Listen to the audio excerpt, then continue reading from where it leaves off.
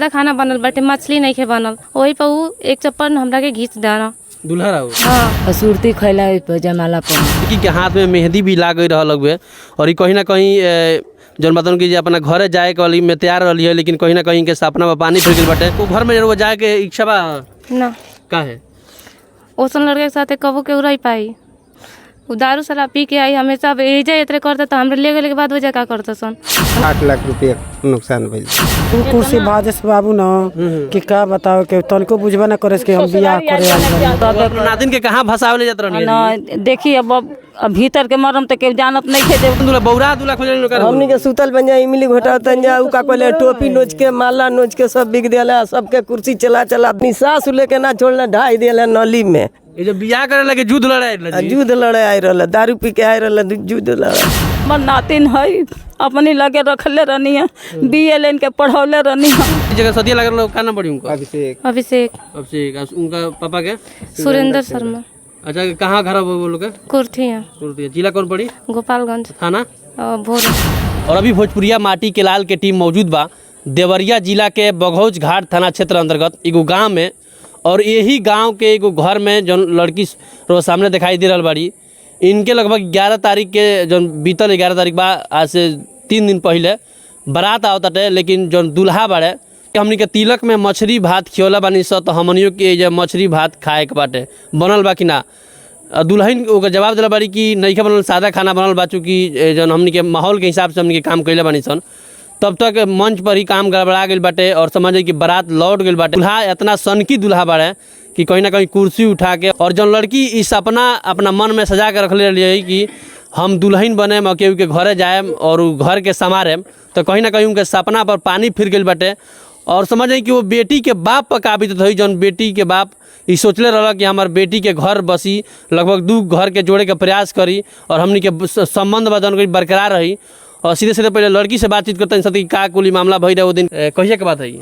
11 तारीख को वो दिन भई रहे दौर पूजा हुआ, बारात है, दौर पूजा हुआ। दौर पूजा होने के बाद जयमाल भइल। जयमाल के बाद जयमाल पे कोई लड़का आके मतलब उनसे बोला कि मछली यहाँ पे सादा खाना बना। तो वो लड़का हमरा से पूछना कि जो सादा खाना काहे बनल बा, मछली काहे नहीं के बनल। तो हम कहानी कि जब सादा खाना हमरे यहाँ बारात रात में बनेला, मछली शाकाहारी जी होके वाला और दूल्हा रहे वो माने शादी लाग रहा है। हाँ अच्छा। एक चटकन मार देना घींच के। ओकरे बाद हम अंदर चल गए ने। ओकरे बाद का भइल बाहर, एक बाद हमने की जाना। अच्छा। बारात आई समझ आए कि जे गोपालगंज जिला से, उहे गोपालगंज जिला से जहाँ पर अभी 2 साल पहले जौन मैटर भई रहे मछली के मुड़ा खातिर और जन मछरिये खातिर जौन बात की गोपालगंज जिला के भोरे थाना क्षेत्र अंतर्गत कुर्थिया गांव से बारात आई रहा। ये गांव में मातारी से बातचीत कर जाओ। दामाद खोज के अगुआ रहा शादी के हमारा मार रही है। अच्छा। हाँ। तो जांच पर रखना भइल बढ़िया से? नहीं। अच्छा। जैसे वो अपन आदमी जान के अपन, जैसे उनका बहन रही है। हाँ तो कहली कि बहने जान के ना सब कोई शादी कर लेला। तो कहली कि हमारा मन घर के बराबर बा, तो इससे शादी कर देनी, लगा देनी। अच्छा। हाँ। को बजे बारात को बजे लागी रहे दुआरी पर 10:30 बजे। 10:30 बजे। हाँ। आई विवाह दूल्हा को बजे स्टार्ट किले? 11 बजे जैसे दौर पूजा भय है ना, आ 2 बजे जैसे जयमाला भय। जयमाला के बाद के बात हो गई? हाँ जयमाला पर जैसे बात भय। अच्छा। तो जयमाला पर लड़की से पूछने कि क्या खाना बनल बा, तो लड़की कहल कि सादा खाना बनल बा। अच्छा। तो वही पे दूल्हा उठ कर लड़की के थप्पड़ मार दिया ना। तो मारले के बाद जैसे लड़की लगली घर में आके लगली थी के, तब हमनी के गनी तो हमरो को उठा के कुर्सी उठा के मार दिया ना। हाँ हमरो को कुर्सी उठा के हमारे बाप को उठा के फेंक दिया। दारू पी रहा? हाँ दारू पी के आई रहा।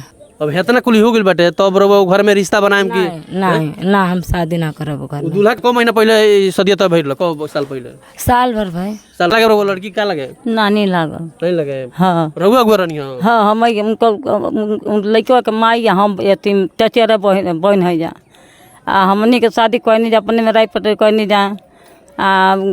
सब देखल सुनल उनके मन के हमको देखले में तो ठीक लगते रहल, बाकी भीतर के मन तो नहीं जान कैसन के मन बा भीतर सुनी। अब सब सामान दिहल सब कहनी धनी कौन खुशी रहल हम इनका के मन रहल शादी हमरा करे अपने द्वार पर तब कहे लगले जे ना हम पहिल बेटा भी होता नहीं, हम लड़की के द्वार पर शादी करब, रोरी घर शादी, द्वार पर शादी ना करब। तभी कहनी चलो ठीक बात ना कि माना तो उनके द्वार पर हो सब अपन देहनी लेनी कहनी। बारात 10 बजे 10:30 बजे बारात लेके अइले। बारात लेके अइले, द्वार पूजा हो गल, ठीके हो गल, जयमाला भल। लड़की से पूछले जे खाना का बनल बा। लड़की कहली जे सादा खाना बनल बा। काहे सादा खाना बनल बा, मछली काहे न बनल? कहली लड़की हम नहीं जान, मछली पहले नहीं खैला का कबो? अब का जाना, अब उहे नहीं जानता नहीं। हम मछली खाए, हम मछली के व्यवस्था मानते नहीं। हमरो के बात हमहू बांध देले रहती, हमहू बांध देले रहती। नाई पूरी सब्जी बनल रहती, नाई पुलाव बनल रहती। सब रिश्ते में रहल सदिया। हमरे सास बनी उनके बहन के लड़का है। हाँ। कितना लाख रुपए का नुकसान हो गया? अरे एक्सेप्ट करे कहत रहे कि नहीं करे के? नहीं हम ऐसे तो उनसे कभी करबे ना करो ना। कहत रहे फोन के लिए का कहत रहे? कहत रहे कि हमनी के पैसा भरू, आज हो जा कल कल हो जा कल। कबो रो गांव में इतना भइल लोग? नहीं कबो हमनी की जिंदगी में ना भइल रहा। हम छोड़ावन तो हमारा के दुल्हा घींच ले गए और ओकर भाई। अच्छा। 4-5 गो रहल ओकर दोस्तों। हम बहुत मांगे तो देवरिया सदर में थी करे, तो वहाँ से थी कर दे गोरखपुर वहाँ से उसके बाद लेके आए। बातल तो चढ़ा था, देखिए सुई आज ही निकला इसमें से।